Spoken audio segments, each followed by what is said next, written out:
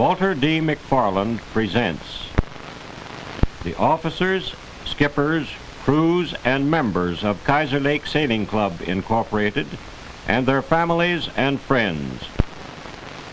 In Wind and Canvas, a Continental International Pictures production, Greenville, Ohio, USA. Copyright 1958 by Continental International Pictures. All rights reserved. Technical advisors Ralph Osgood, Mr. and Mrs. E.A. Yule. Dedication and grateful acknowledgement is made to Kiser Lake Sailing Club, Incorporated, for their splendid and amiable cooperation throughout, without which this picture could never be made. Filmed entirely at Kiser Lake State Park in Ohio, USA. Cinematography, Robert J. Butler. W. D. McFarland. Assistant, William J. Beasley. Film editor, W. D. McFarland. Narrator, Martin Waugaman. Original magnetic recordings, Robert J. Butler. Original musical score by Mrs. Elmer W. Wade at the Hammond Electric Organ. Original optical recordings, Capitol Film Laboratories and Film Associates, Incorporated. In sincere appreciation, Ohio's Department of Resources Division of Parks is to be highly commended for the unparalleled facilities to be found at many of its state parks.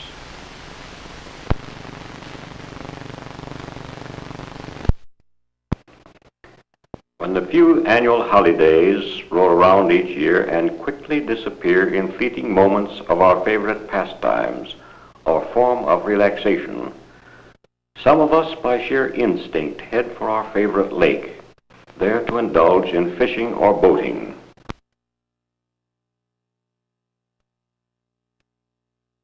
But today especially we find ourselves arriving at our home lake burdened with all the gear of a confirmed yachtsman. We wonder, we ponder. Have we forgotten anything? Any small detail that might detract from the pleasure we so ardently pursue today? We're so excited. Whose sail is that already?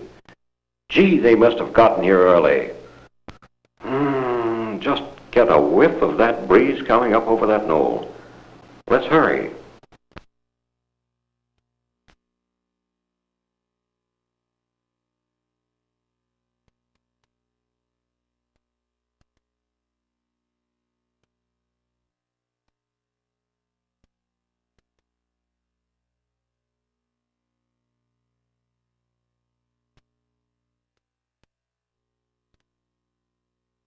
There it is in all its shimmering glory, and soon to be dotted hither and yon with white sail.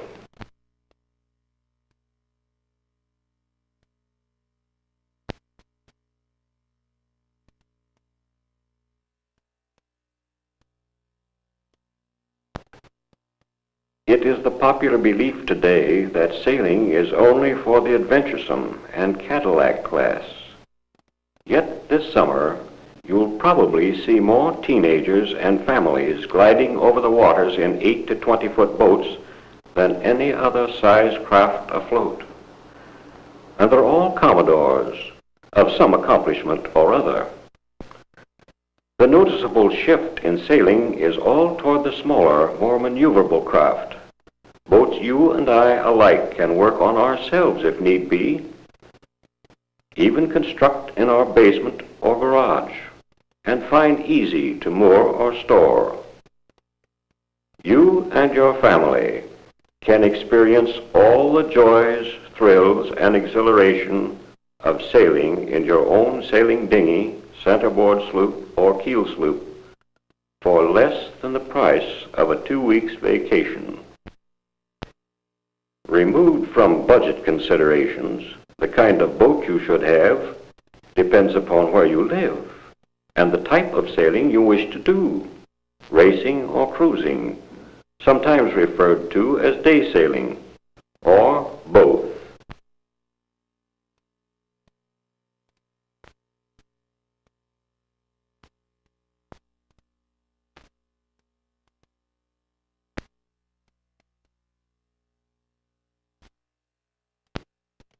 Basic sailing gear is usually stored in canvas bags and brought down to the boats from ashore.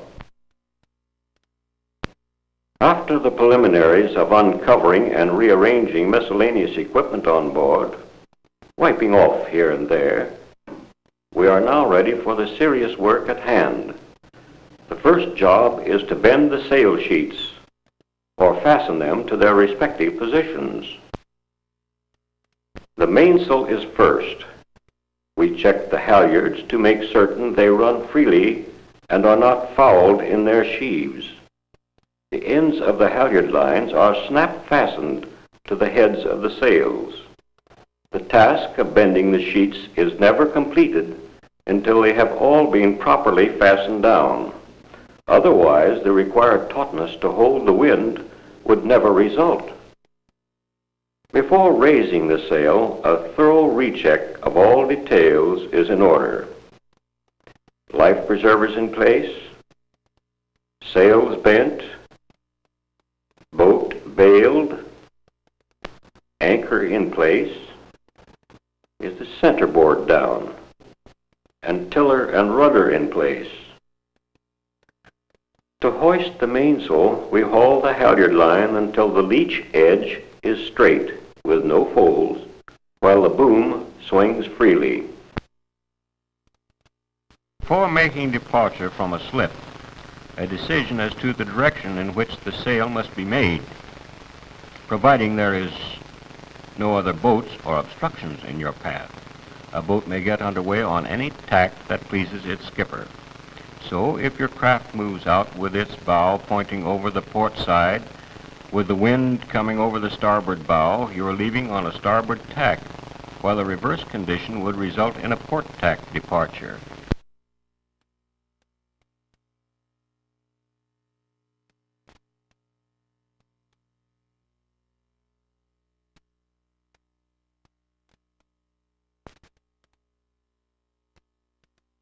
If you're the outdoor type, you definitely would fit in any sailing club fraternity, and more especially so if you get the slightest tingle of excitement out of seeing white sails listing to kiss the surging blue waters.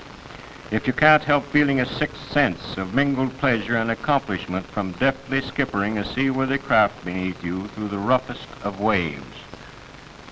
Oh, for a craft as trim as it is neat, stout of keel it is as well beamed, with a sailing form that spells its skipper's dream, as seaworthy as is every scene.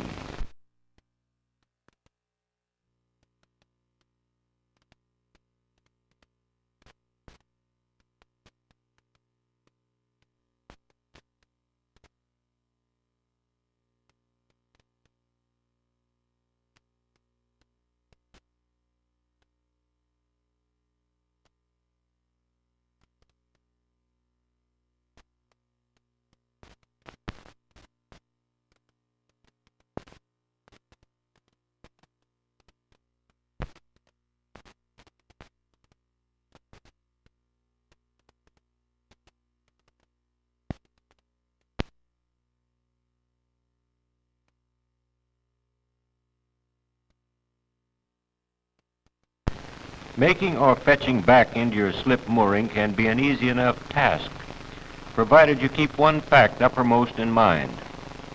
Should your boat head directly into the wind, the sails will flutter, resulting in a loss of headway. So the thing to do then is come up to the slip to windward, and just before you reach it, turn directly into the wind and slacken your main sheet, causing the boat to come to a stop as if a braking action had been applied. The more abrupt the turn into the wind, the more effective the braking action will be.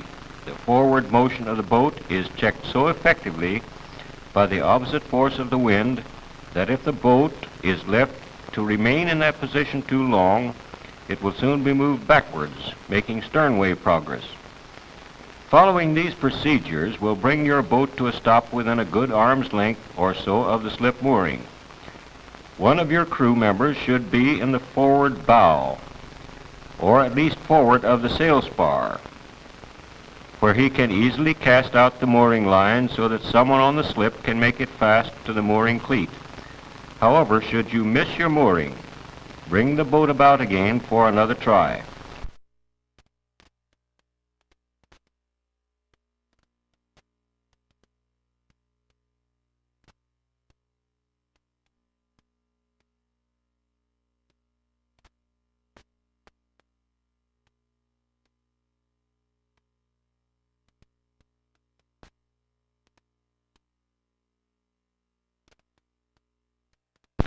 Always provide life belts for the youngsters. The timekeeper's task is a busy one, while loading and firing the signal cannon is her assistant's lot.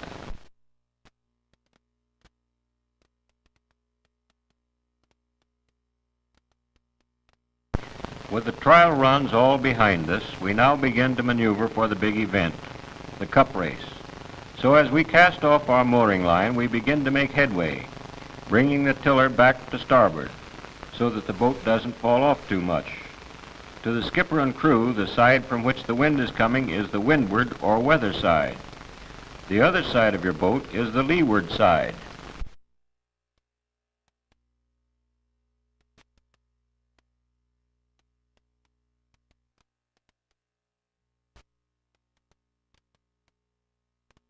Let's take a look out there.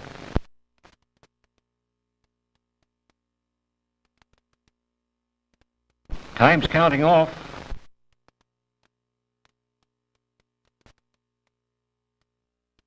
10-minute gun sounds off. If the wind is coming over the stern of the boat and is pushing the sails, you are sailing before the wind, or running. If the wind is abeam, it strikes the boat at right angles, and you are then sailing on a reach, or reaching. If the wind comes from a position behind this, it is abaft the beam, and you are on a broad reach.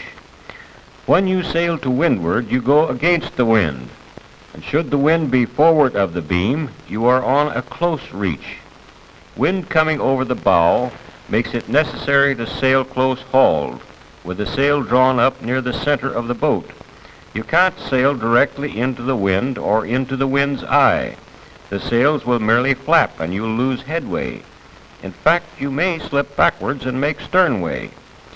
So you will have to make headway on a series of zigzag legs, or tacks as they are better known, starting out, say, on the port tack, covering a part of the distance, and then come about on a starboard tack, and then back again to the port tack, and so on.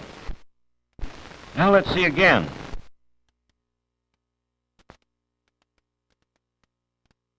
Only minutes now. Up goes the 5-minute shape. There's the 5-minute warning gun.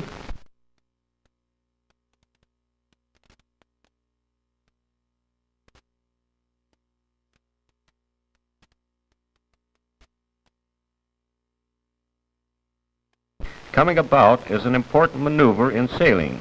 It's performed whenever you wish to change from one windward course to another, passing through the wind. Let's say you have just completed a port tack. Swing the tiller sharply to starboard, heading the boat into the wind. At this moment, loosen the jib sheets so that the jib will not present any resistance to the wind as the bow swings past the wind's eye. As soon as the boat is nosed around far enough to permit the wind to come over the starboard bow, the jib must be trimmed. It will fill and push the bow of the boat around to the starboard tack.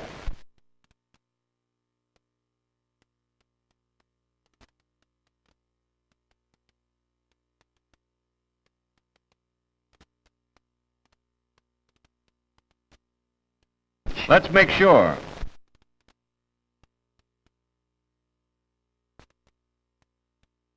Nearer and nearer now.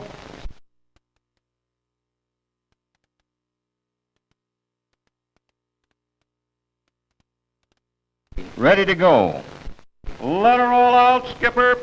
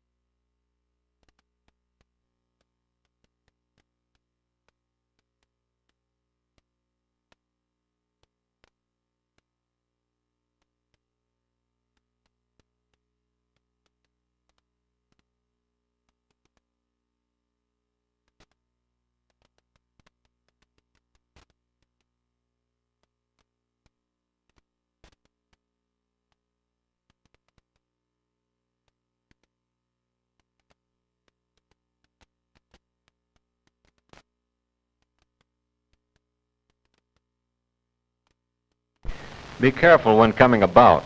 The boom swings from one side of the boat to the other. If you aren't watching, it can strike your head or even knock you right out of the boat. The best insurance against accidents is to follow the skipper's commands. When he's ready to come about, he will call out, "Coming about!" At this command, one of the crew stands by the jib sheets, and when the skipper calls over and swings the tiller so that the boat heads into the wind, the jib sheet is loosened, and anyone in the way of the boom ducks. When coming out from a reach, gradually ease the boat into the wind, trimming the sails until you are sailing close hauled. Then come about smartly and fall away to the opposite reach. Sailing with the wind can be tricky. Contrary to what you may think, it calls for better seamanship than tacking against the wind. If the wind is directly aft, coming in over the stern, you are sailing under dangerous conditions. The main sheet is let out and the sail is at right angles to the boat. A slight shift of the wind can cause the mainsail and the boom to swing violently from one side of the boat to the other. This is known as an accidental jibe, and someone may be hurt or the boat rigging may be damaged. Under